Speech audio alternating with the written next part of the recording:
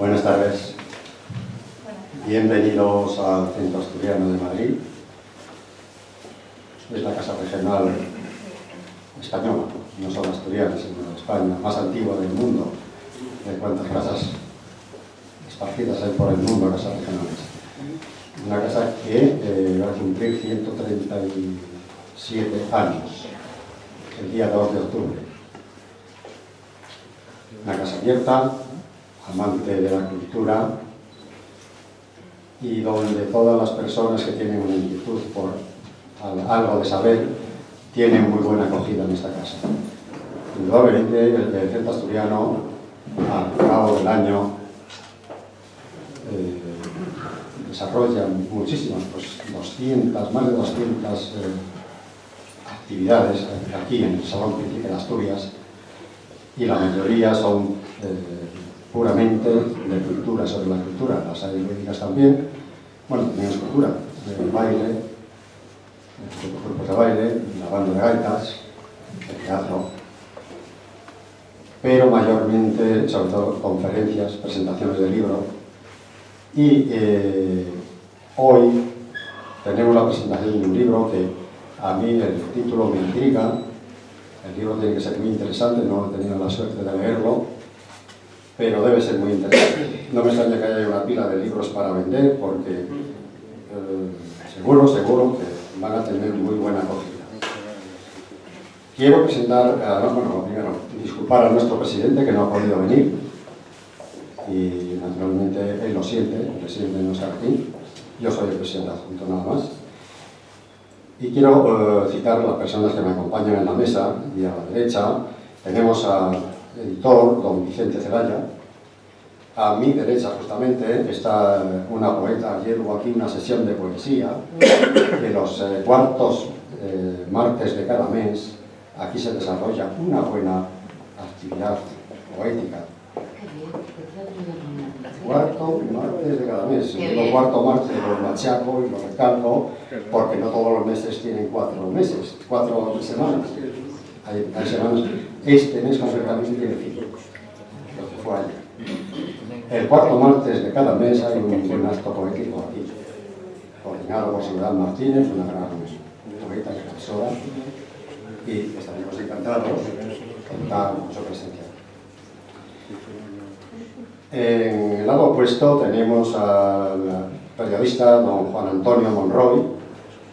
A mi izquierda justamente está el autor, el que nos concita hoy aquí, porque si él no hubiese hecho esto, seguramente estaríamos en otra cosa. Y bueno, voy a hacer unos breves apuntes, que la mayoría lo conocen mejor que yo, pero bueno, aunque no sea más que por cumplir con el trámite. Don José Manuel González Campa, y González también es asturiano, pero Campa especialmente es muy asturiano, y además nos hemos visto aquí alguna vez, creo. El tercer libro que presentamos. Aquí, ¿verdad?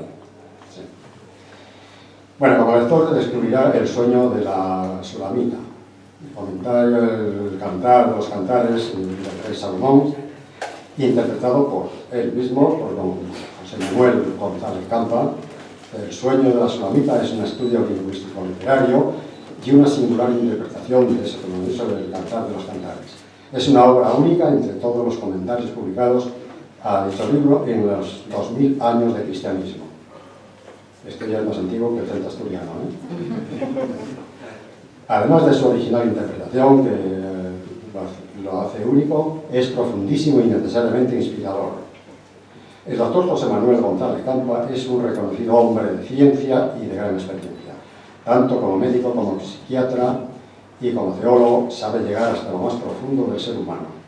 Licenciado en Medicina y Cirugía, especialista en psiquiatría, alcoholismo, toxicomanía y en psiquiatría comunitaria, psicoterapeuta, conferenciante de temas científicos, paracientíficos y teológicos a nivel nacional e internacional. Teólogo y escritor evangélico, autor de varias publicaciones en el campo científico, sociológico y teológico. Es fundador y presidente de honor de la Asociación para la Defensa de los Enfermos Psíquicos Asturianos, ADESA, Ha sido profesor de honor de la Universidad de Oviedo y profesor de psiquiatría en la Escuela de Asistencia Social de Gijón, colegiado honorífico del Consejo General de los Colegios Oficiales de Médicos de España, pertenece a distintas sociedades científicas y es socio fundador de Sociodrogalcohol, Sociedad Científica para el Estudio del Alcoholismo y las otras drogodependencias. Por su labor social, científica y humana, el centro público denominado Hospital de Día Dr. Campa lleva su nombre a petición de los ciudadanos de la cuenca del Nalón, en Asturias. Bienvenido, don José Manuel, bienvenido una vez más. Y yo estoy ávido de oír hablar del libro. Entonces, bueno, aquí le doy la palabra al editor. Exacto. Sí. Bueno, pues tiene la palabra.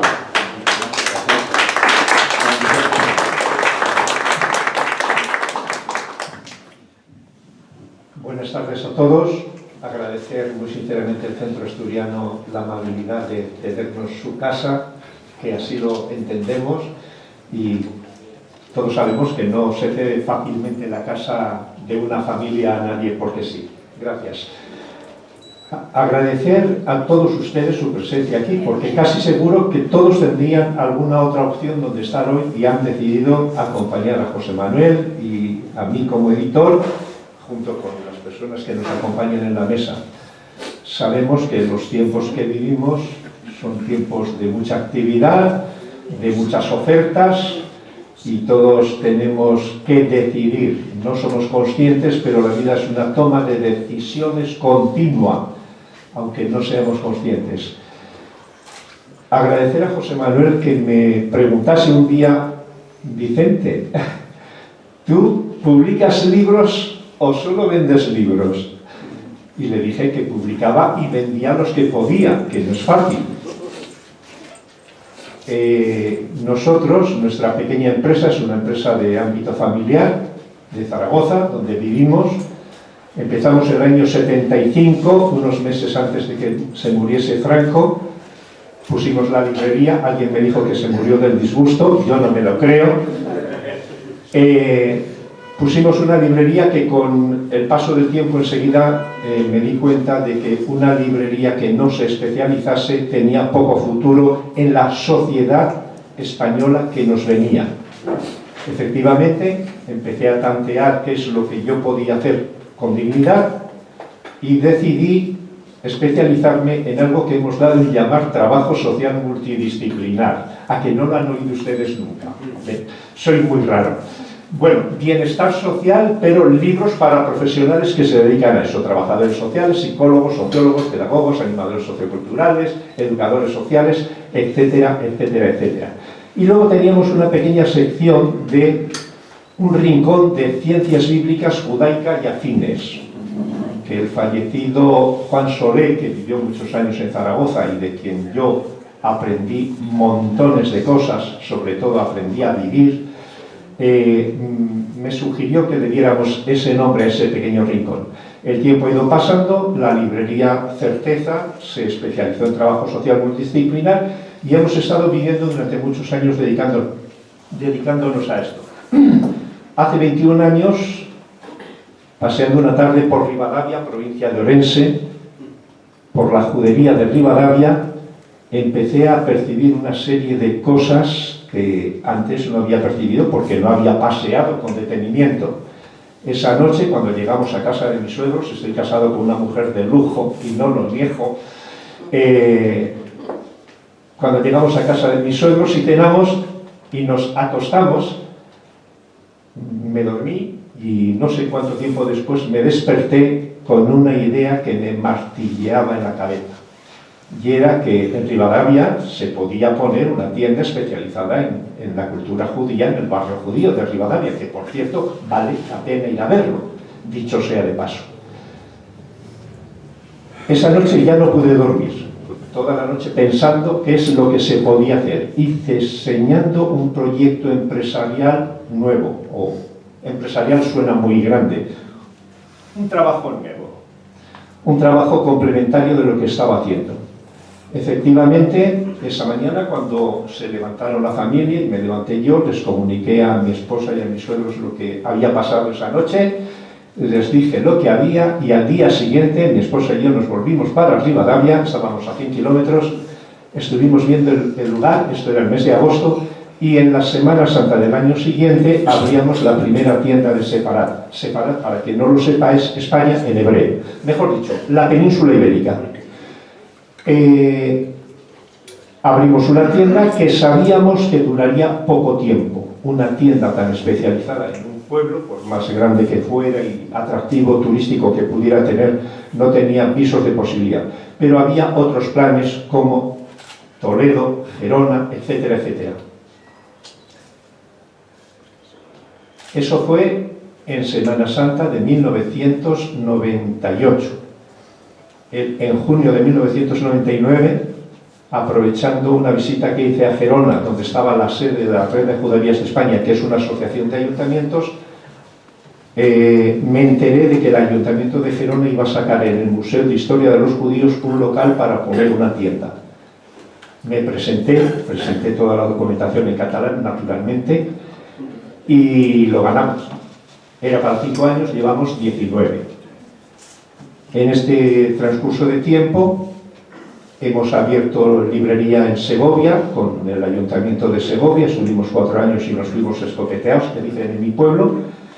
Abrimos en Besalú, provincia de Gerona, que tiene un barrio judío y un baño ritual judío impresionantemente bello. Y también a los 2 años cerramos y, aprovechando la crisis, abrimos en Toledo, porque había locales en la calle que yo quería. Estuve esperando más de 20 años. La crisis me lo facilitó. O quien hace todas las cosas bien y que nos dice que esperemos, que no corramos. El asunto es que abrimos hace 4 años una tienda al lado mismo del Museo Sefardí y ahí estamos. Fruto de este trabajo que he estado haciendo, una pequeña editorial de Barcelona que se llama Río Piedras, se querían jubilar, los dueños son mayores, aún viven, y me vendieron la editorial porque se dedicaban exclusivamente a temas hebreos. Y me la querían vender porque sabían que yo iba a continuar con esa labor, mientras que si lo vendían a un grupo editorial grande iba a pasar lo que está pasando con otras muchas editoriales. No voy a comentarlo, quiero hablar de cosas positivas. Tenemos pues ahora 2 sellos editoriales, Libros Certeza, editorial especializada en trabajo social multidisciplinar, y tenemos Río Piedras Ediciones, que es la editorial que se dedica a libros de temática hebrea, específicamente dedicados a esos temas. En este intervalo de tiempo, José Manuel hace unos meses me dice de publicar un libro un comentario sobre el Cantar de los Cantares. Le dije que me enviase el original, que por cierto, tengo que reconocer que no sé si en Asturias creen en las brujas, pero a verlas hay, dicen los gallegos. Por alguna razón que no sabemos, en la página de créditos tenía que figurar quién ha maquetado el libro y quién ha diseñado el libro, y ha desaparecido. Juanjo Bedoya, a quien le quedo enormemente agradecido y le pido disculpas desde lo más profundo de mi corazón. Entonces, con José Manuel estuvimos hablando del libro y le dije, pues mira, yo creo que para tal fecha podemos tenerlo, y efectivamente se han cumplido los plazos y el libro ha salido. Hoy tengo la oportunidad de poder presentar aquí en Madrid este libro, diciendo algo que es muy importante. Este es un libro muy bello, el libro del Cantar de los Cantares. No digo que no lo sea el comentario que hace José Manuel, también. Pero el libro del Cantar de los Cantares. Pero yo quiero contar una experiencia que yo he vivido en uno de mis viajes a Israel. Por razones obvias, yo voy a 3 ferias de libro internacionales. Una que es la del mundo, que es la de Frankfurt en Alemania. Hay otra que es la mejor feria del libro del mundo de habla hispana, que es en Guadalajara, México. Y luego está la de Jerusalén de libros judíos. Voy con frecuencia a Jerusalén, a Israel, a la Feria Internacional del Libro Judío, y en 2 ocasiones me han invitado a instituciones culturales israelíes, y en una incluso en un microbús con otros 4 privilegiados estuvimos recorriendo Israel. Y un viernes por la noche salimos por la mañana de Jerusalén, fuimos a Haifa, estuvimos en la Universidad de Haifa, comimos con profesores de la Universidad de Haifa, y luego fuimos a Belén y subimos a la zona norte de Israel, una franja estrecha que se mete entre el Líbano y los altos del Golán. Ahí hay una población que se llama Metula y hay un kibutz. Un kibutz es una granja socialista, José Manuel, asumido voluntariamente. Vivían 800 personas y tenían un pequeño hotel de los años 50, una cosa, ya en el Líbano, a 2 kilómetros de la frontera del Líbano. Pasé una de las noches más bellas de mi vida. Y como estamos hablando de esto, del Cantar de los Cantares, tengo que decirlo. ¿Y por qué de lo más bello? Aparte de que el entorno era magnífico, cuando llegamos vi que por los jardines había montones de niños israelíes y payasos que jugaban con ellos. Ahí van a pasar el sábado judíos religiosos israelíes y de otros países supongo que también habría, pero básicamente judíos religiosos. Digo esto para que vean qué concepto de guardar el sábado tienen algunos judíos. Digo yo, tendremos que aprender algo de ellos, luego se lo contestan ustedes. Vamos a la habitación, vamos a cenar, las familias estaban saliendo, nosotros habíamos llegado más tarde, entramos nosotros, cenamos y nos llevan a ver la sinagoga, una iglesia evangélica, un local más o menos como este, con sillas y algunos sidur, unos libros pequeñitos con oraciones, que es un libro de oraciones en hebreo, que había montones. Naturalmente el ejal, el armario donde están los rollos, estaba cerrado. De allí nos sacan y nos llevan a un edificio de 2 plantas. En la primera planta, conforme nos acercábamos, oíamos ruido, música para adolescentes, ruido, tachún, tachún, tachún, tachún. Y en la planta de arriba entramos y había montones de matrimonios solitos, en algunos casos con un niño pequeño que necesitaba cuidados de los papás, y había 3 bellas mujeres haciendo unos bailes de la más exquisita sensualidad. Y lo digo así para que se entienda bien. Exquisito, bonito, bello, bellísimo. La pena es que aquello terminaba, nosotros llegamos tarde y enseguida se retiraron las señoritas o señoras y empezaron música bailable. Música bailable. Y los matrimonios se levantaron y se pusieron a bailar. Al poquito rato empezaban a desfilar las parejas, cada uno a su habitación. Es decir, se había preparado un ambiente exquisito. Y eso era una manera de celebrar el sábado. Vamos a ver, no quiero ver sonrisas picaronas, que las puede haber, y naturalmente me alegraré de que las haya. Había sensualidad, había sexualidad, había afectividad, había posibilidad de comunión, de matrimonio, todo se desarrollaba en ese ambiente. Y a eso voy.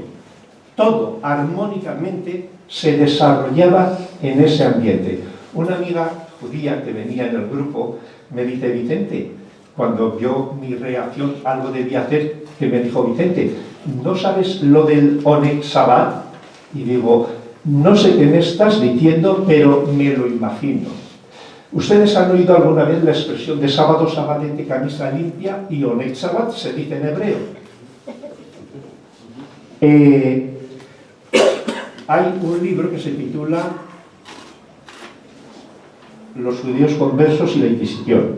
La Inquisición española procesaba a judíos conversos porque el viernes por la tarde se lavaban, se ponían ropa limpia, se ponían camisa limpia. Y luego estaba lo otro. Entonces, para mí, ver cómo se puede armonizar de esa manera tan bella, desligando a las familias de las responsabilidades de los hijos, dejando que la pareja puedan estar juntos, puedan hablar de lo que quieran, puedan disfrutar de un buen espectáculo, puedan disfrutar de una buena música, y luego que hagan lo que crean oportuno. Y supongo que aquellos que lo sintieran de verdad, si eran religiosos de verdad, si no era formulismo, supongo que hasta darían gracias a Dios por eso. Para mí, pues publicar un libro que tiene que ver con el cantar de los cantares es Tenemos el tiempo limitado. Sí, bueno, pues yo por mi parte simplemente decirles que leer el libro de los cantares desde una perspectiva nueva es un placer más que yo no quería perderme. Y les invito a que hagan lo mismo. Simplemente, para aquellos que compren el libro, como tenemos cosas en hebreo en las tiendas de Cerón en Toledo, vamos a sortear entre los compradores del libro un anillo de plata que dice en hebreo Anil Ledodi Bedodili, yo para mi amado para mí. Y por mi parte, nada más, muchísimas gracias.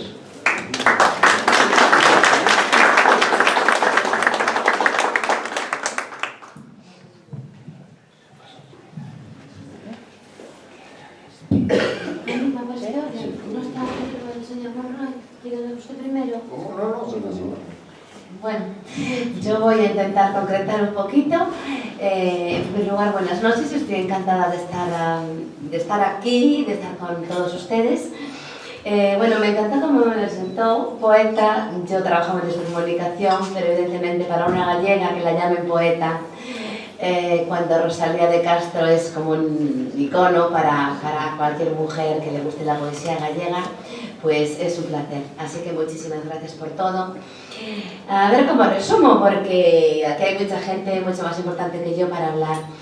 En primer lugar, dar las gracias al doctor González Campa porque me ha pedido que le prologara el libro. Y eso es un honor impresionante, del que estoy muy agradecida y de estar aquí también. Yo voy a intentar hablar muy poquito del libro, porque sé que José Antonio Monroy y el doctor José Manuel Campa hablarán mucho mejor que yo.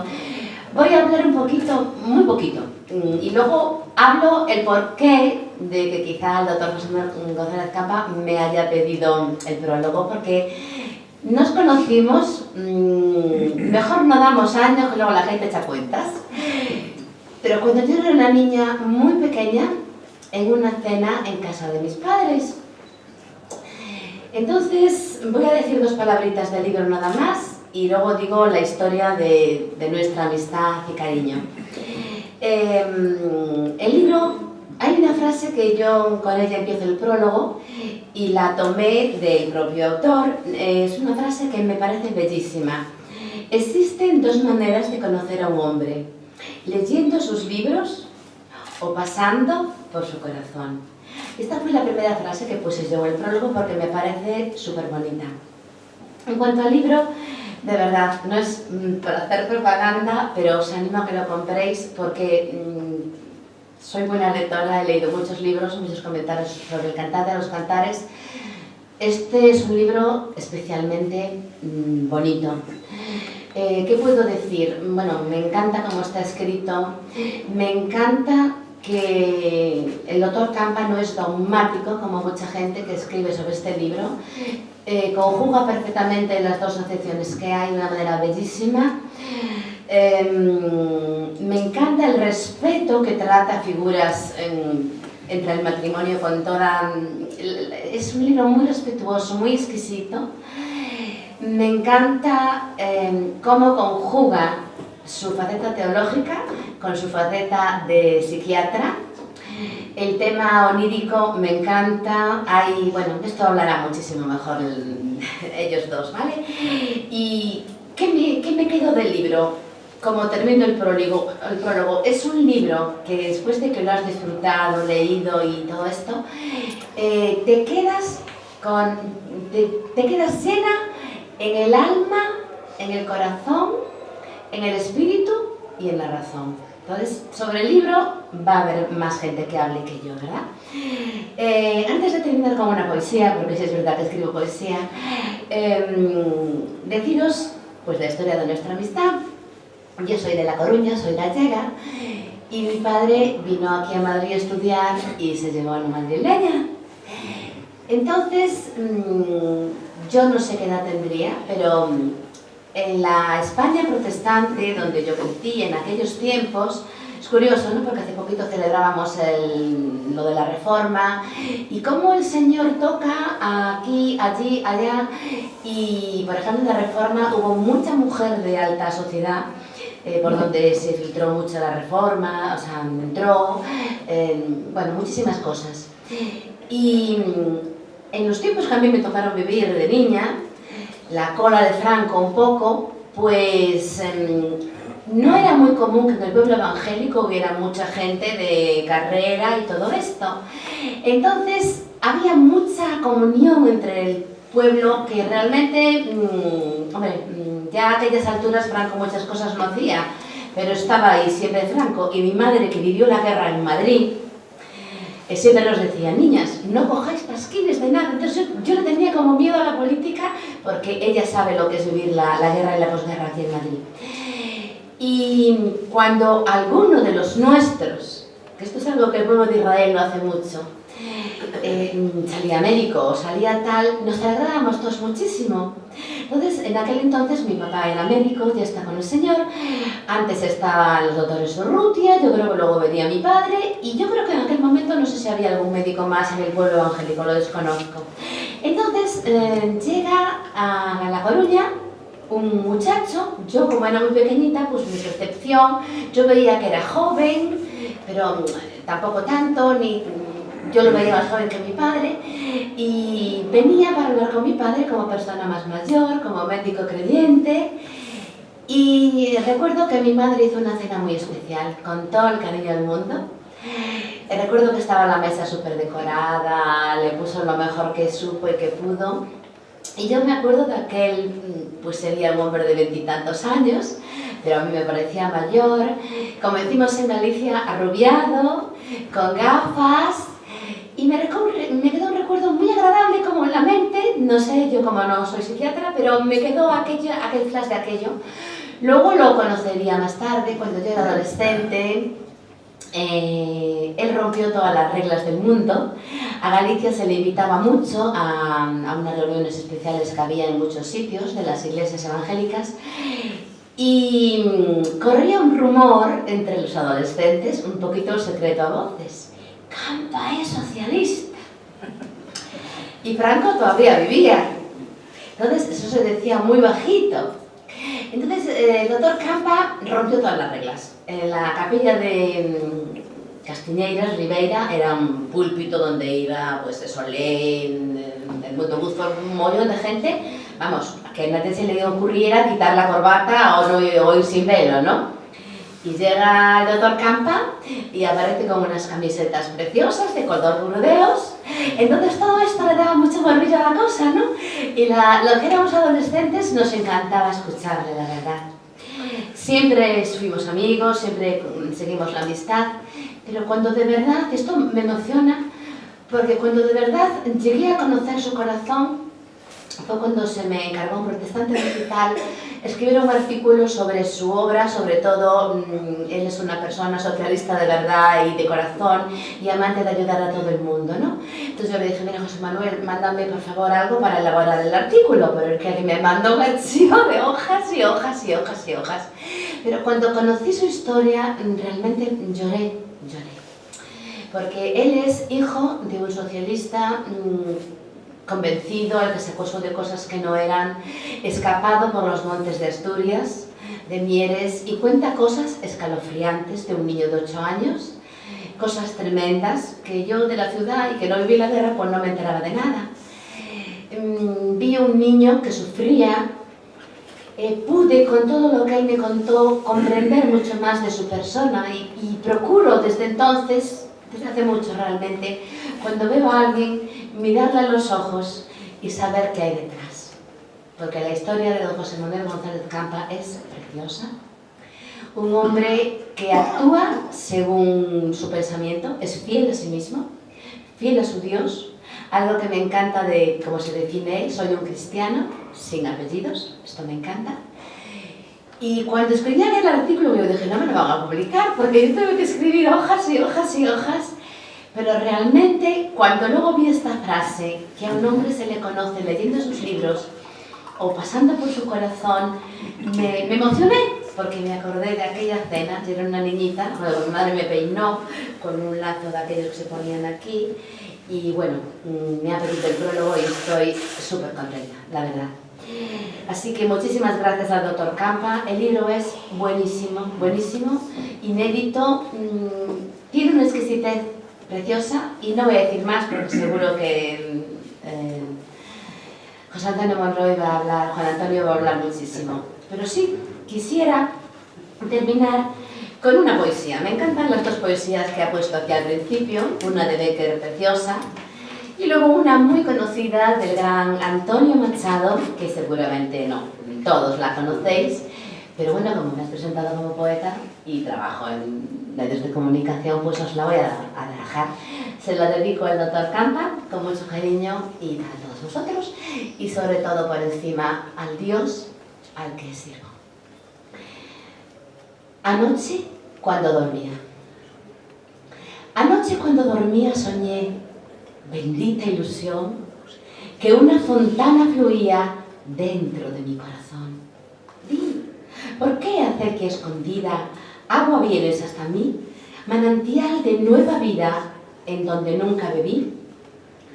Anoche cuando dormía soñé, bendita ilusión, que una colmena tenía dentro de mi corazón y las doradas abejas iban fabricando en él con las amarguras viejas blanca cera y dulce miel. Anoche cuando dormía soñé, bendita ilusión, que en un ardiente sol lucía dentro de mi corazón.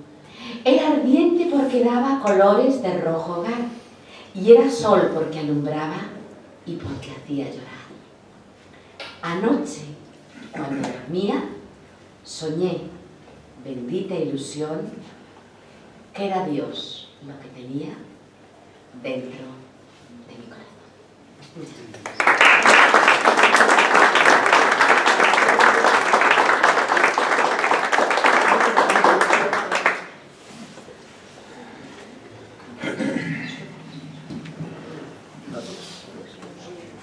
Pues yo quiero empezar dando la bienvenida a los que están aquí en esta tarde.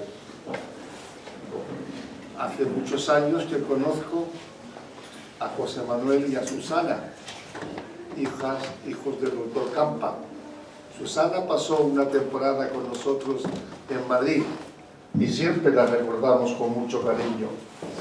También agradezco mucho la colaboración que ha prestado Mercedes Ardaín, que prácticamente ha sido la organizadora de este acto. Gracias a los que han venido desde Madrid. Un día como hoy, a esta hora en Madrid, hay mucho que hacer y mucho que ver. Gracias a los miembros de la Iglesia de Cristo que están aquí y al más grande teólogo que tenemos hoy día en el protestantismo español, que es Máximo García Ruiz, que está sentado delante de nosotros. Y sobre todo a los que han venido de Asturias. No se han venido a seguir al Oviedo ni al Deportivo de Gijón. Se ha venido a seguir a un hombre que ha escrito un libro fabuloso, y del libro les voy a hablar a ustedes.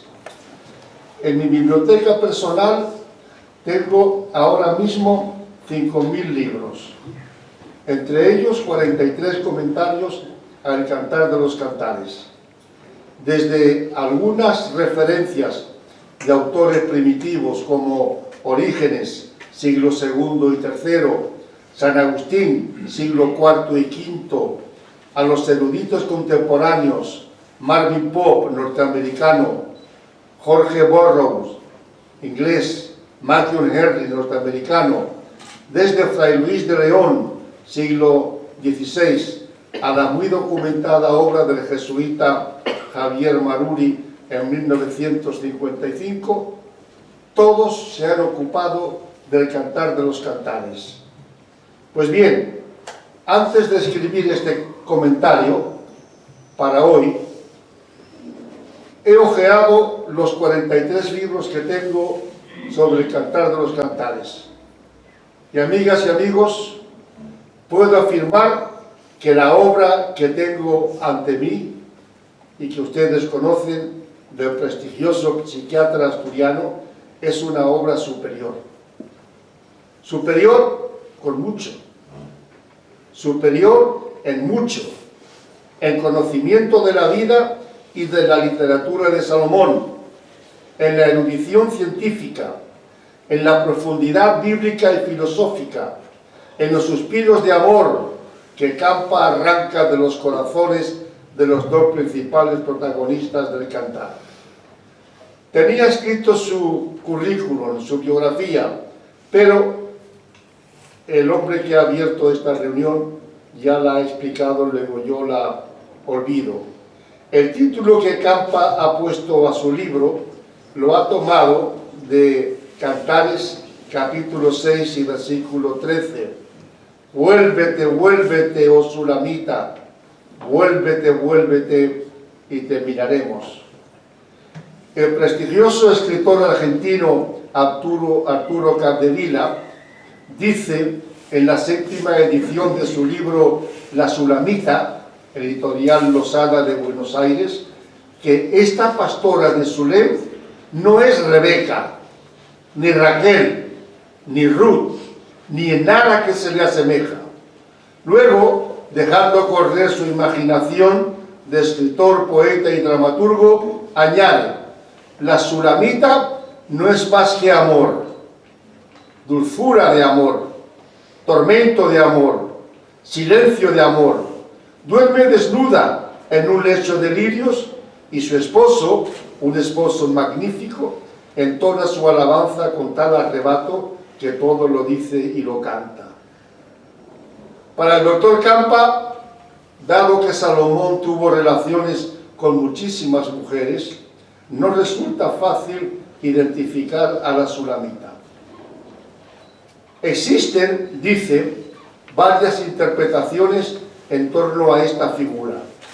Una de las teorías que existen en torno a la Sulamita afirma que podría tratarse, dice Campa, de una mujer que apareció en los últimos días de vida del rey David, según podemos leer en el libro de Reyes, en el primer libro de Reyes, el primer capítulo. Las páginas del sueño de la Sulamita, como ha dicho Beatriz, están precedidas por la rima 24 de Becker y por el poema que ella acaba de leer con tanta sensibilidad anoche cuando dormía, de Antonio Machado. Campa estructura el libro en torno a 24 capítulos. No pone títulos a los capítulos. Además, hay unas páginas de agradecimiento y un prólogo. Otro prólogo lo escribe nuestra amiga Beatriz, cuyo último párrafo dice: muchísimas gracias por el deleite de esta maravillosa lectura, don José Manuel. Le ha impactado el libro como me impactó a mí como a tantos. El epílogo a la obra corresponde a otra mujer, tan cercana al autor como Beatriz Garrido. Esta mujer es Mercedes Zardaín. Para la señora Zardaín, Campa escribe con humildad, y ella le conoce muy bien. Escribe con humildad, con respeto, con firmeza en sus convicciones, con mucha información, con abundante documentación que evidencia el gran trabajo de investigación que este hombre que está a mi derecha ha tenido que realizar. Yo considero que los dos primeros capítulos del libro constituyen como una especie de introducción a los capítulos siguientes. En ellos el autor aborda cuestiones muy fundamentales de teólogo, porque Campa lo es, como el amor humano, la frecuencia de símbolos, el tema de la enfermedad, que conoce por profesión, la poesía en la Biblia, el título que ostenta el cantar, la paternidad literaria de Salomón, los conocimientos antropológicos del tercer rey de Israel, las diversas interpretaciones que se han dado al cantar de los cantares a lo largo de siglos. A mí me impresionó el número de obras que este hombre ha debido consultar para escribir su comentario. Ha debido pasar muchas horas, muchos días, meses, no sé si años, centrado en la cuestión del matrimonio en el Cantar. Algunos no estarían de acuerdo con esta frase, pero él la pone. Y yo creo que la pone con fundamento, con razón. Porque cuando habla del matrimonio en el Cantar, Campa hace esta afirmación en la página 49. Escuchen, por favor. Dice: los esposos que renuncian a la realización erótico-sexual están fuera de la voluntad de Dios. Los esposos. Continúa: el matrimonio es concebido en la Escritura como un enfrente que permita la comunicación y el diálogo con el otro. Y a esta realización contribuye de manera esencial las relaciones sexuales armoniosas y sinfónicas. Este párrafo no va a gustar a aquellos que se acuestan de noche y dicen no tengo ganas y duermen contra la pared y la mujer contra la otra pared. Pero lo que él cree no solamente es bíblico, es que es profundamente humano. Un escritor chino, Hua Chuanyi, convertido al cristianismo, tiene un libro sobre el Cantar de los Cantares que se publicó originalmente en China en 1945. Dice este chino que los 8 capítulos escritos por Salomón constituyen, escuchen ustedes, constituye el más grande monumento al amor en la literatura universal, mucho antes que Platón. El doctor Campas no conoce al chino, pero le da la razón. Conocerá al chino de su barrio. Para Campa, en el Cantar de los Cantares, se muestra que el amor... Hay chino en todas partes, Susana. Para Campa, en el Cantar de los Cantares, se muestra que el amor se vive y se habla de las relaciones sexuales de una manera muy sutil y muy delicada. En una tesis que para mí es muy original, Campa dice que en el libro solo hay un personaje, la esposa que duerme y sueña, en el libro del Cantar, que representa a la Iglesia en toda su personalidad integral y queda bajo la sombra de aquel que la ama con amor indestructible. Pero todos aquellos que deseen conocer en su plenitud los misterios del Cantar de los Cantares, amigas y amigos que están aquí, todos ustedes que deseen conocer el libro, la presencia que tiene el libro en la Biblia, la grandeza del amor humano, que ya existía cuando nada existía, el libro del doctor Campa, El sueño de la tsunamita, es un libro imprescindible de lectura. Gracias.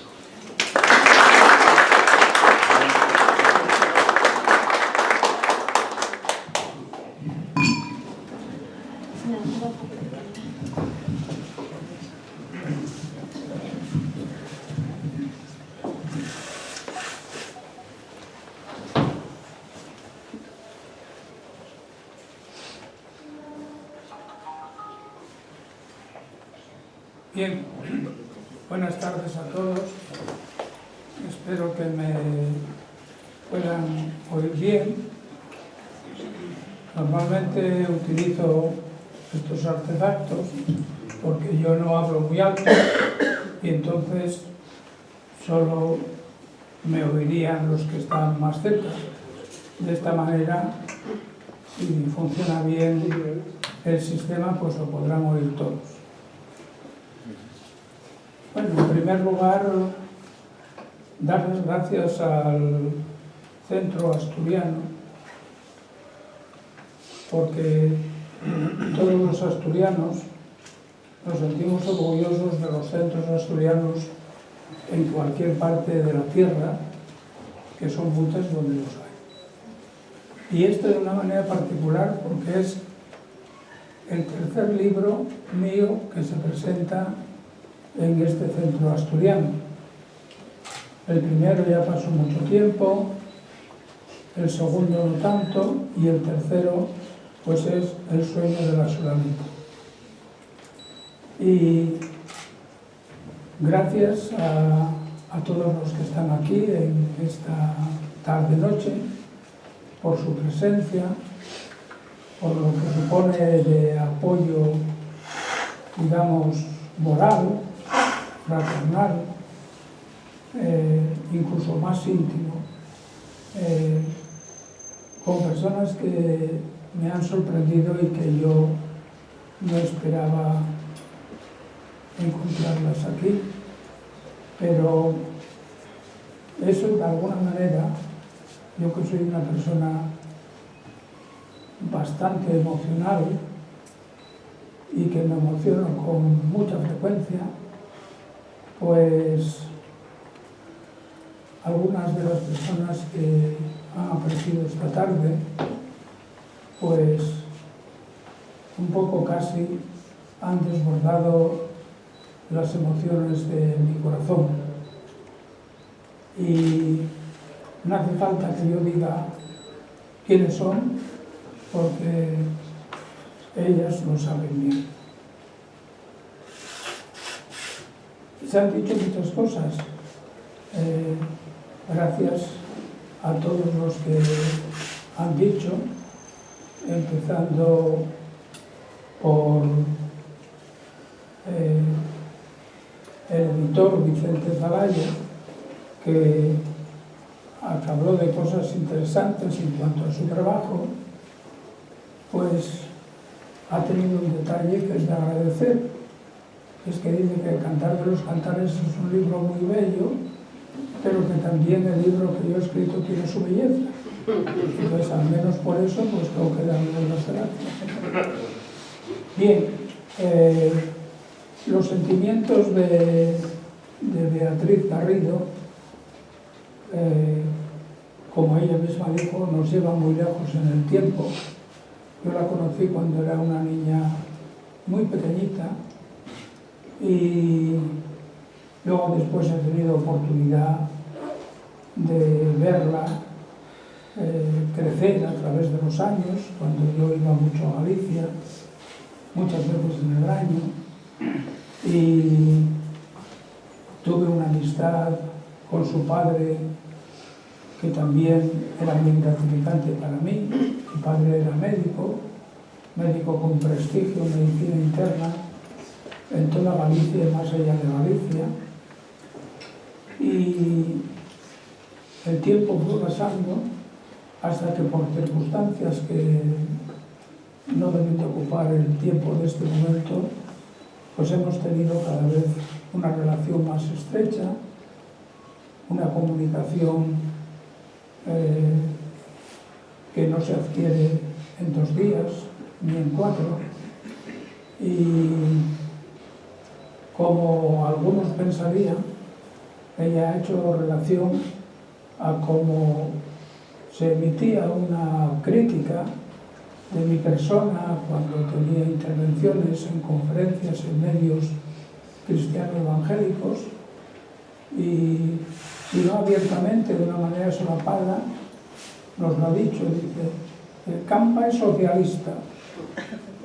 Cuando lo dijeron tenían razón, y ahora, si lo dijesen, seguirían teniendo razón. Pero igual que digo que yo soy un cristiano sin apellidos, que no los quiero, que no los necesito, también digo que el socialismo en el que yo creo tiene una base que va más allá del nacimiento del socialismo científico o marxismo, que nace mucho primero en el corazón de un niño, se desarrolla en el corazón de un adolescente, y ese adolescente a los 12 años se hace una promesa a sí mismo sin que nadie de su familia lo sepa, que si un día llega a tener algún poder para cambiar la realidad del mundo que tuve que vivir durante todo lo que fue el desarrollo del franquismo, yo haría todo lo posible por combatir el fascismo en la tierra, en lo que dependiese de mí, y el franquismo en particular. Y ese día llegó. Llegó algún día en que yo tuve bastante autoridad en diversos medios. Pero los guías del socialismo de entonces, que ya se ha ido viendo su devenir en el futuro, eran para mí una frustración. Una frustración tan grande que mi padre, que era un socialista que se le calificaría de utópico, un día me apareció con un carnet y dijo: toma, tú tienes el carnet del partido. Pero no lo pedí yo. Y lo acepté porque era mi padre, porque conocía sus ideales y porque conocía su vida desde que yo era muy joven y él había pasado por circunstancias de lo más terrible que tanta gente pasó, no solamente en un bando, ya sé que en los dos hubo muchas cosas, pero cada uno habla de sus experiencias y de cómo las vive. Y yo nunca podré olvidar escenas que, teniendo 3 años, normalmente los psiquiatras sabemos que cuando se trata de recuperar el pasado, de los 10 años para atrás, la mayoría de la gente no se acuerda de nada. Pero yo tengo recuerdos de los 2 años clarísimos, y de los 3, y de los 4, y de los 5, y quien a los 3 años está frente a un piquete de ejecución de la Guardia Civil en manos de su madre, y oye las descargas, y abre los ojos y está vivo, porque era un simulacro, solo con pólvora para que dijese dónde estaba mi padre. ¿Para qué se quería buscar a mi padre? Que no había cometido ningún crimen, ni había matado a nadie, había hecho otras funciones durante la guerra civil. Pues se le buscaba para quitarle la vida. Y yo recuerdo perfectamente, teniendo casi 3 años, el día que se entregó, porque ya estaba desesperado de vivir por los montes y por las montañas de Asturias, donde hubo mucha gente, no solamente él. Y todo aquello del niño que a los 3 años, a los 4 y a los 5 recorría los pasillos de las cárceles de España para ver a su padre, son cosas que no se borran. Cuando yo tuve la oportunidad de conocer el Evangelio, desde los 12 años yo quería tener una Biblia, pero era imposible porque en España estaba prohibido leer la Biblia, y aún los sacerdotes y otros más altos que los sacerdotes tenían que pedir un permiso especial al Papa para leer la Biblia. Y estaba prohibido tener un Nuevo Testamento, y todo eso podía suponer años de cárcel, o algo peor que los años de cárcel, si es que puede haber algo peor. Y cuando por fin, a los 21 años y medio más o menos, tuve un Nuevo Testamento, entonces encontré las verdaderas raíces del socialismo en el que yo creo. Y cuando oía yo a personas con sinceridad, comunistas, gente sencilla, pero con una ideología y con unos deseos de querer cambiar una sociedad más que injusta, yo entendía, con el Nuevo Testamento en la mano, por qué decían que Jesucristo fue el primer socialista o comunista que hubo en este mundo. Que desde el punto de vista bíblico no fue el primero, pero desde luego fue el que inspiró a los primeros y el más importante de todos, por descontado. Bien, pues aclarada esta cuestión, que nadie piense que por ser asturiano yo tenga esta ideología. Por encima de cualquier otra, el socialismo mío es un socialismo que emana de la Biblia, de la Escritura. Yo tengo un libro escrito que es el único libro que habla de este problema tal y como lo enfoco yo, y que fue editado por este señor que tengo a mi izquierda, y que se llama El comunismo bíblico. Y eso supuso un escándalo, no solamente para las iglesias evangélicas, sino para las iglesias también católicas y de otras confesiones. En el comunismo bíblico yo destaco lo que es la esencia, o tendría que ser la esencia del socialismo tal y como yo la entiendo y como yo la vivo y como yo he intentado practicarla en mi vida con la gente. Con la gente que yo nunca he hecho acepción de personas. Nunca he dicho porque piensa como yo, le voy a ayudar desde el punto de vista profesional. Pero como no piensa como yo, pues vamos a dejarlo. Yo nunca he hecho acepción de personas porque un socialista auténtico no puede hacerlo. Como principio principal y humanístico, tiene que tener en cuenta que todos los hombres, no en la fe, sino en la realidad humana, somos hermanos.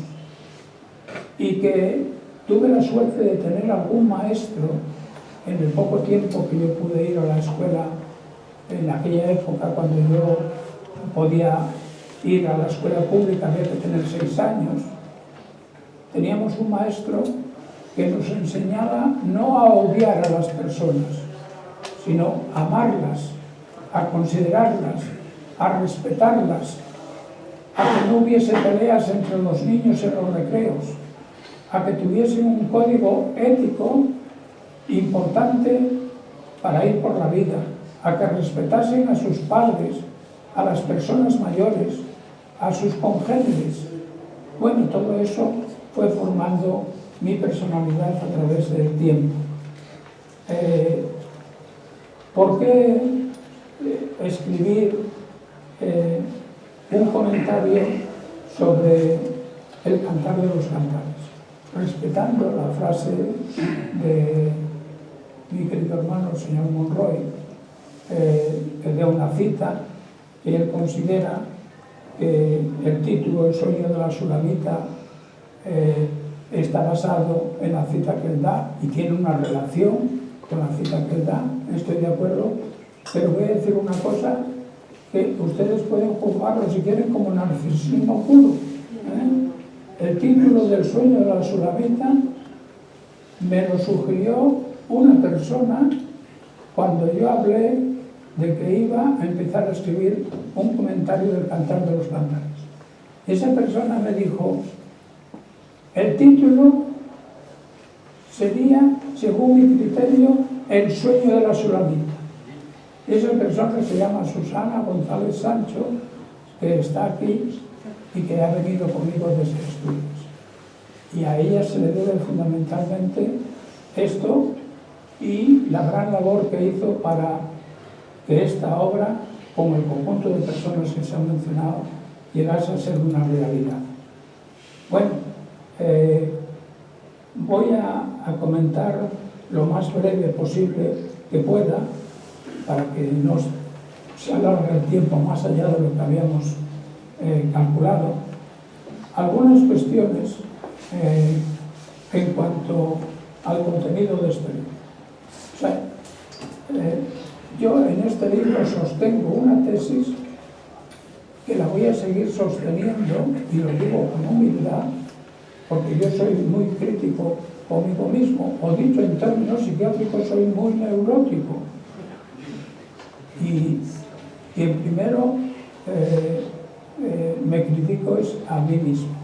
Y por lo tanto, no soy dogmático, porque creo que el dogmatismo ha hecho un mal no solamente al cristianismo, sino a la humanidad muy serio. El libro, en cuanto a lo que generalmente se escribe, y es verdad que se ha escrito mucho sobre este libro, pero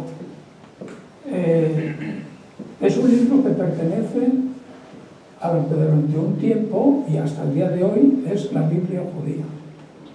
Y la Biblia judía, es decir, aquellos libros que los judíos creyentes en Yahvé, en Elohim, los judíos creyentes consideran que son libros inspirados, que estos hombres, autores, o en alguna ocasión quizá mujeres, que no se sabe o no se puede verificar, inspirados por Dios, pues escribieron lo que escribieron.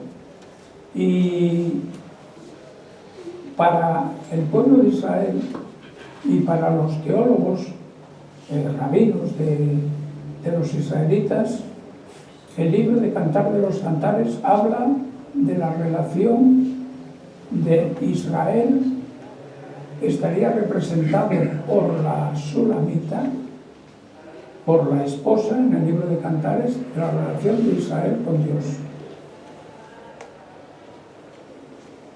Eso no se aceptó así de entrada, sin más ni más.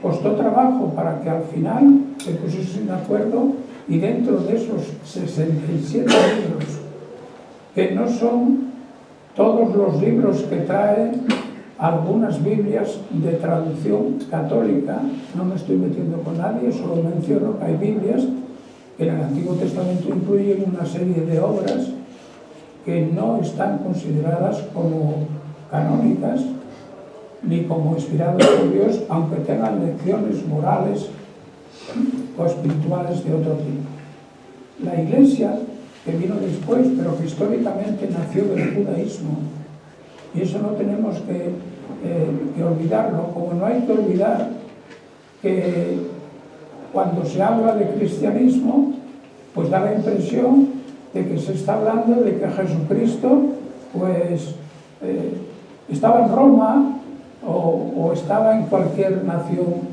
del mundo occidental.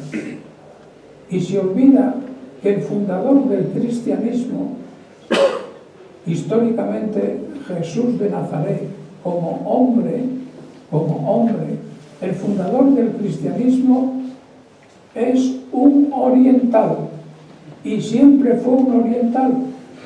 Y por eso muchas de las cosas que Jesús dijo coinciden con aseveraciones que se han hecho en religiones, a veces, o sistemas filosóficos religiosos, esotéricos en ocasiones y orientales. Pero hay que tener en cuenta que Jesús de Nazaret era un oriental. Y cuando a algunas personas se le dice, pero si Jesús de Nazaret era judío, se sorprende.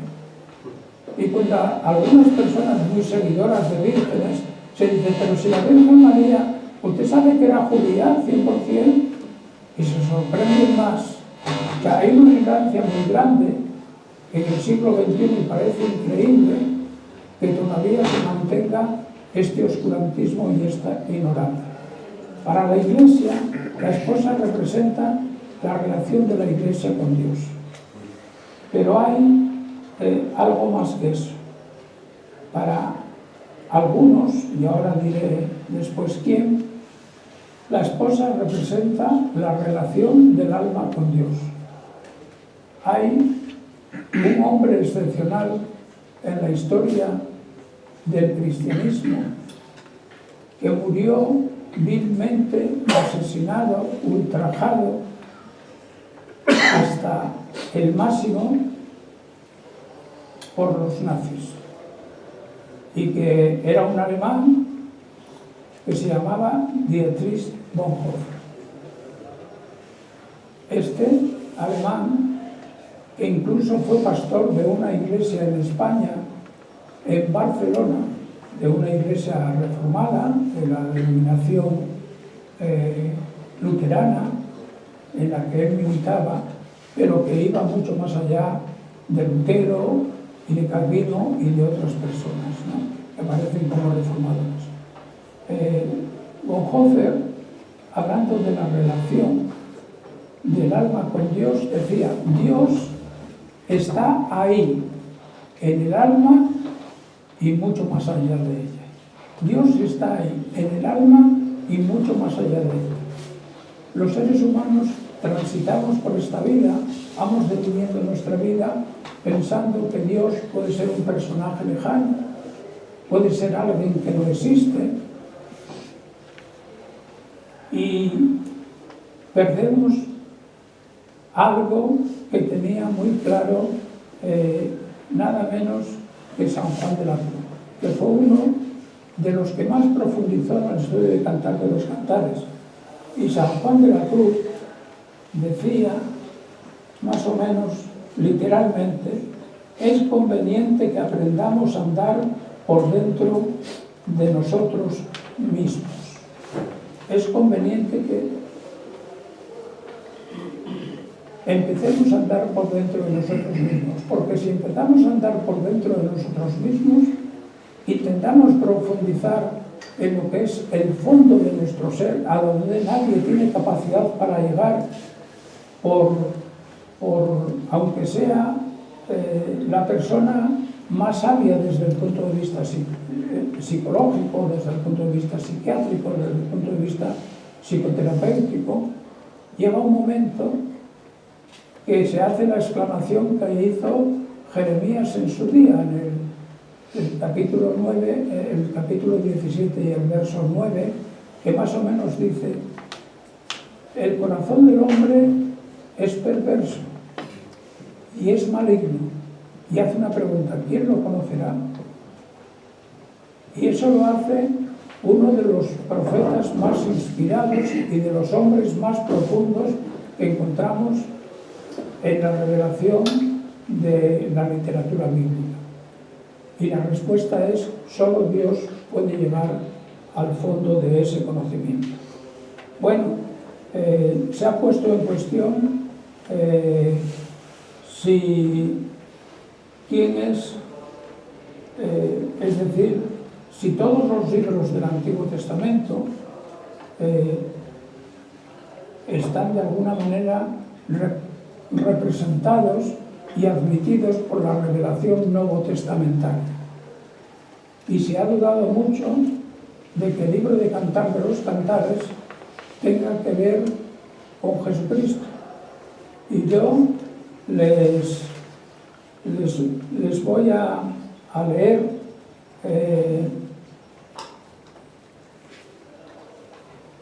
unos textos que tengo aquí en el Evangelio de Lucas, en el último capítulo, el capítulo 24, donde Jesús aparece después de resucitar, cuando los discípulos más cercanos tienen miedo, temerosos, están escondidos, creen que es un fantasma, les tiene que convencer de que no es un fantasma, que tiene manos, que tiene ojos, que tiene cabeza, que tiene cuerpo, que le pueden tocar, que incluso pueden comprobar todavía las secuelas de las heridas que le infligieron en la cruz. Y les habla de la manera siguiente, y lo recoge Lucas en el último capítulo de su Evangelio. Jesús dice: estas son las palabras que os hablé estando aún con vosotros, que era necesario que se cumpliese todo lo que está escrito de mí en la ley de Moisés, la Torá, los 5 primeros libros de la Biblia, para algunos los 6, pero yo me inclino más por la vía de los 5 primeros libros de la Biblia: Génesis, Éxodo, Números, Deuteronomio, los 5 primeros libros de la Biblia.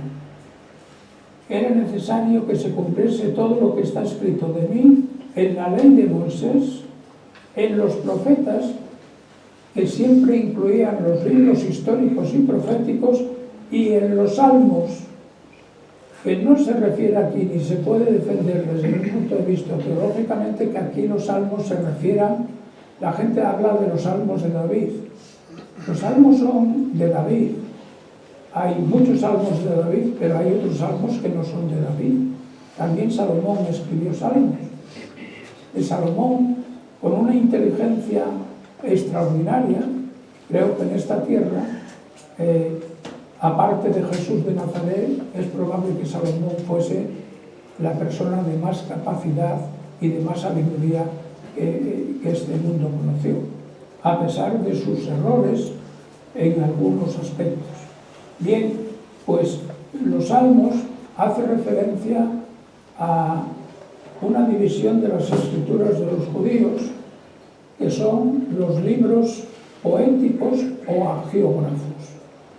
Y por consiguiente, es el mismo Jesús de Nazaret que dice: ese libro de Cantar de los Cantares habla de mí. Ahora, se ha visto los personajes. Dice, bueno, hay varios personajes en Cantar de los Cantares: la esposa, el esposo, las doncellas de Jerusalén, los guardas de la ciudad, un personaje enigmático que yo no he sabido todavía despejar la incógnita a la que se refiere, como es, por ejemplo, una hermana pequeña que no tiene pechos. Entonces, para mí queda claro que sí que es un libro que habla de Jesús. Y el poder desarrollarles todo el hecho de por qué considero que no hay más que un personaje en Cantar de los Cantares es porque el testimonio teológico interior de Cantares, cuando se toma sin prejuicios, deja claro que hay una mujer que duerme y sueña, y en los contenidos oníricos de sus sueños, en los contenidos que nacen en sus sueños, es donde se va elaborando todo lo que hay en los estratos más profundos de su corazón. Y no solamente sueña cómo es el esposo, cómo es el novio, sino incluso cómo el esposo la considera a ella y qué es lo que de ella apreciaría más. Hay cuestiones teológicas en este libro importantes, cuestiones filosóficas y científicas importantes. Y el escribir este libro, que no me llevó días, semanas, meses, muchos años. Yo llevo por lo menos 40 años antes de decidirme a hacer este comentario. Y cada uno de mis libros, y tengo un gran hermano en la fe y un gran amigo, que tenemos amistad de hace 50 años a mi izquierda, que me hizo varias veces una crítica, y la última fue en el último libro mío, que es un comentario también de Salomón, porque yo considero que Cantar de los Cantares, el autor es Salomón. Las argumentaciones de que no puede ser Salomón porque aparecen vocablos que no son del arameo, de otra lengua y tal, pues me parece de una simpleza increíble, porque un hombre con la sabiduría de Salomón no sabía un solo idioma. ¿Cuántos idiomas sabía Salomón? ¿Quién nos puede contar? Pero su sabiduría trascendía, venían de diversas partes de la tierra y se entendía perfectamente con todos ellos. Pues este amigo y hermano que tengo a mi izquierda, en el prólogo al sentido de la vida, que es un comentario de Eclesiastés mío, dice: al doctor Campa, digo lo que él dice, no le llamo yo así, al doctor Campa solo se le puede acusar de una cosa, que entre un libro y otro tarda muchos años en sacarlo. Y es verdad, pero es porque se puede escribir, cada uno escribe como puede y como sabe. Pero yo cuando escribo una cosa tengo que tener la certeza de conciencia de que yo estoy convencido de lo que digo. Y no soy prepotente, soy humilde, esperando que si alguien tiene cosas mejor, pues las aporte. Las diversas interpretaciones del libro que se mencionaron, hay una literal. Esa interpretación literal considera que el libro habla solo del amor humano y de la relación de una pareja humana. Yo creo que el libro habla del amor humano y habla de una manera muy seria y como yo digo en el libro, sutil y delicada, pero trasciende lo que es el amor humano para ir más allá, y para hablar del amor divino, no solamente del amor humano, sino del amor divino, pero no del amor divino en el sentido de la relación de Dios y su amor hacia los seres humanos, sino de la relación de Dios y de los seres humanos y su amor también hacia Dios. Otra interpretación es, que ha predominado mucho desde la historia de los padres de la Iglesia, es la interpretación alegórica, que se debe a uno de los padres de la Iglesia que se formó en Antioquía, era de cultura helenística, siendo judío, y que hizo una interpretación de Cantar de los Cantares magistral desde el punto de vista que se le considera el padre de la interpretación alegórica en la Escritura. En la Escritura hay poca interpretación alegórica, pero la hay. Si leen la carta a los Gálatas, se sorprenderán cuando de repente el apóstol Pablo les dice que una mujer que tuvo a Abraham, que era una sierva en su casa, que se llamaba Agar, y luego su esposa Sara, representan dos cosas que nadie pensaría que podían representar eso. Pero hay interpretación alegórica, pero no es la línea, más bien que predomina en la Escritura es la de la interpretación en el sentido expositivo, hacer una exégesis seria, profunda, para que luego aparezca una hermenéutica que merece la pena de ser considerada. Hay una interpretación psicológica, la relación del alma y el espíritu en relación con Dios. Y aquí quisiera hacerles notar que este es un libro que preferentemente se ocuparon de su estudio y se ocuparon profundamente de él los místicos en el siglo XVI. Tenemos a Fray Luis de León. Fray Luis de León, por hacer una traducción de este libro y un comentario extraordinario, muy importante, que es necesario conocerlo, ve los diversos personajes distintos, una visión diferente de la que yo tengo, pero que me fue muy útil conocer su visión y su obra. Fray Luis de León, por una traducción verdaderamente seria y fidedigna del capítulo 7 de Cantar de los Cantares, estuvo varios años en la cárcel y se le quitó la cátedra en la Universidad de Salamanca. Y eso que apenas rozó cosas que yo digo de manera más abierta en mi comentario. Porque si nos hubiese dicho, la Inquisición no lo eliminó por nada. Pero ¿por qué los místicos iban a Cantar de los Cantares?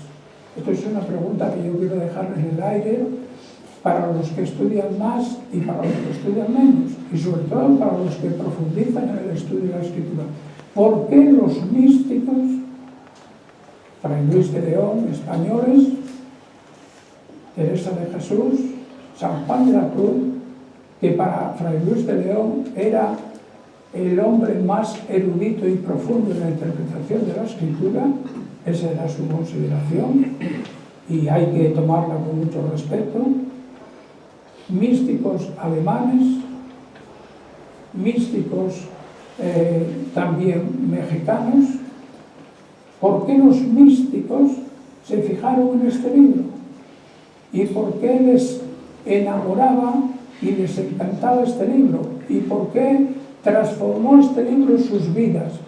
Porque los místicos, en lugar de ser beatos como la gente cree, eran todo lo contrario.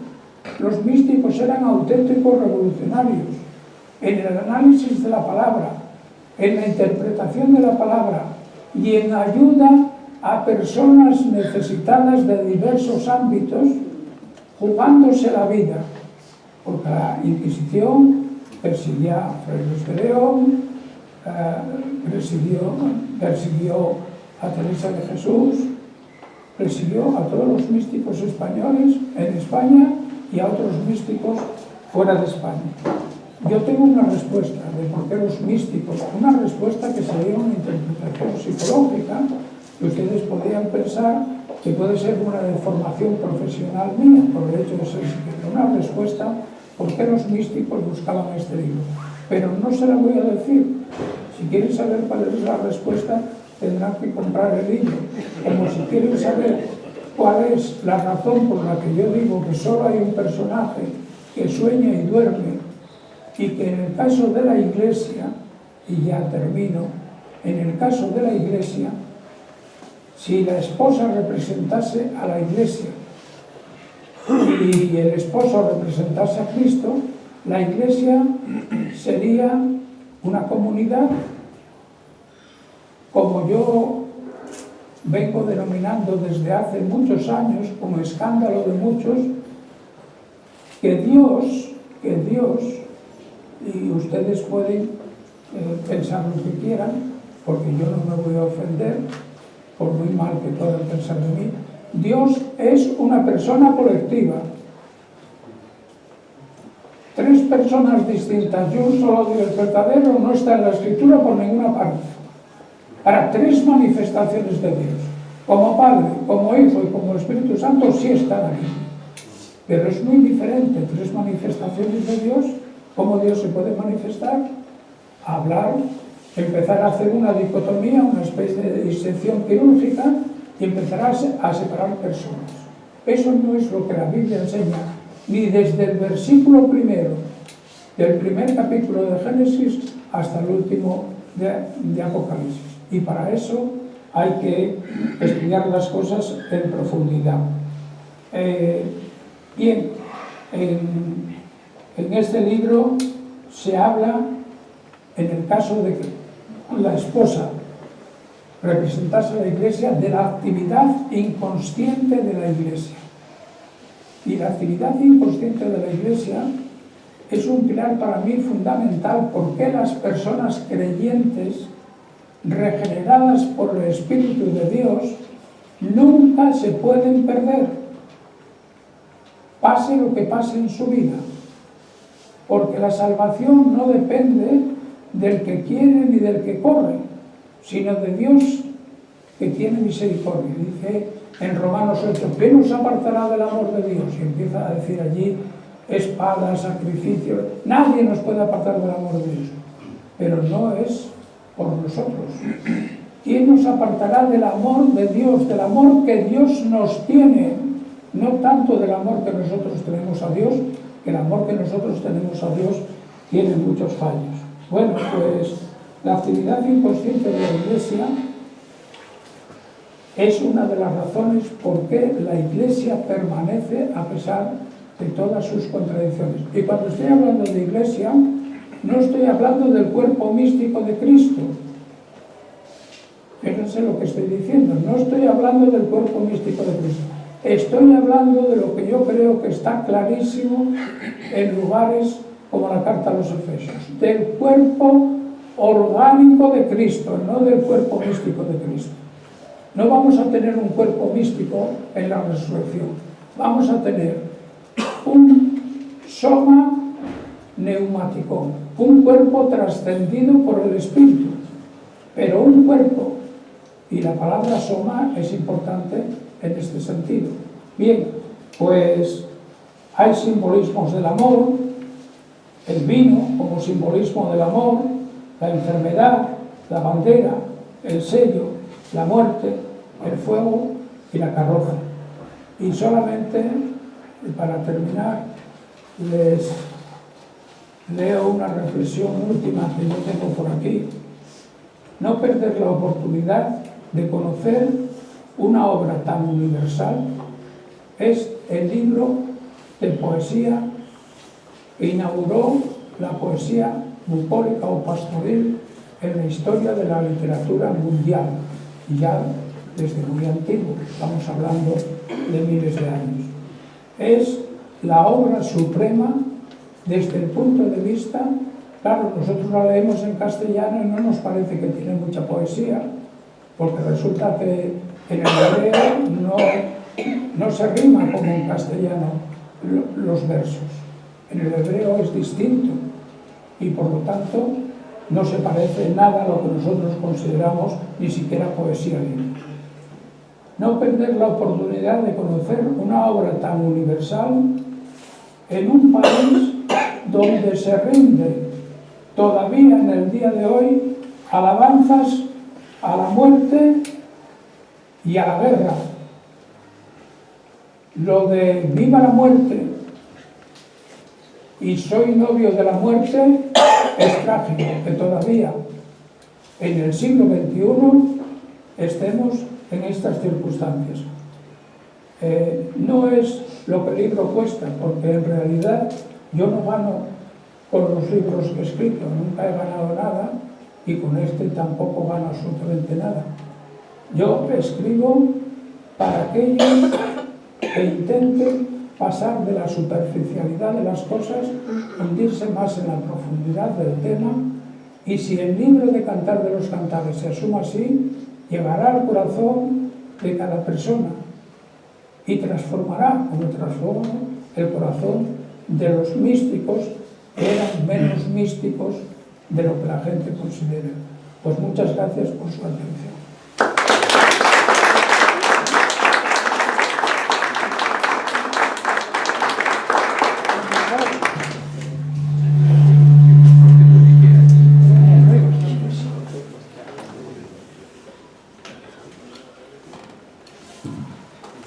Muy bien, creo que nos han despertado el deseo de leer el libro.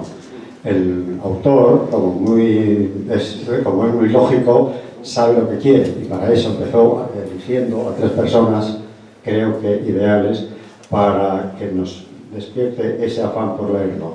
Gracias a todos los presentes y que nos veamos muchas veces más.